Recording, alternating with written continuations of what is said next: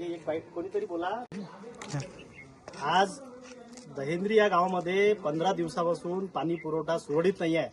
आम्ही वारंवार त्याच्या तक्रारी करत आहोत, पण या पाणी पुरवठा विभागाला अजूनही जाग आलेली नाही आहे। आमच्या लाडक्या बहिणी यांना आज पाण्यासाठी वन भटकावं लागत आहे। देवा भाऊ, तुम्हाला या माध्यमातून मी सांगू इच्छितो की आपण एकीकडे महिला बिल आणण्याच्या आळमध्ये आपण चुकीच्या पद्धतीनं डिलिमिटेशन बिल पारित करण्यासाठी धडपड करता आणि ते नामंजूर झाले म्हणून त्याच्यासाठी तुम्ही आंदोलन करता, तुमच्या पक्षाचे लोक आंदोलन करतात। पण आज आमच्या महिलांना, आमच्या या मेळघाटातील आदिवासी जनतेला पाणी पुरवठा सुरळीत होत नाही आहे। पाण्यासाठी घर सोडून दूरपर्यंत पाणी आणण्यासाठी जावं लागत आहे। तर यांच्यासाठी तुम्ही समोर याल का? यांच्यासाठी तुमच्या पक्षाचे लोक मोर्चे आंदोलन करतील का?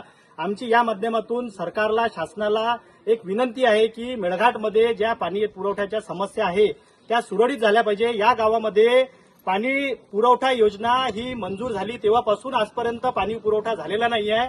या पाईपलाईनमध्ये, योजनेमध्ये प्रचंड भ्रष्टाचार झालाय। या कॉन्ट्रॅक्टरनी, अधिकाऱ्यांनी सचिवाकडून पैसे देऊन त्याची एनओसी घेतली, ती योजना हँडओव्हर केली, तेव्हापासून आजपर्यंत या गावातील लोकांना पाणी पुरवठा सुरळीत झालेला नाहीये। आमची प्रशासनाला आज एक विनंती आहे की त्यांनी तात्काळ या सगळ्या ज्या आम्ही दिलेल्या तक्रारी दिलेल्या गावांमध्ये पाणी पुरवठा सुरळीत करावा, अन्यथा आम्हाला या सगळ्या आमच्या लाडक्या बहिणींसोबत आणि आमच्या ग्रामस्थांसोबत आम्हाला एक मोठं प्रचंड पाणी पुरवठ्यासाठी आंदोलन उभं करावं लागेल। हीच आमची काही ना काही पक्ष घ्यावा लागते।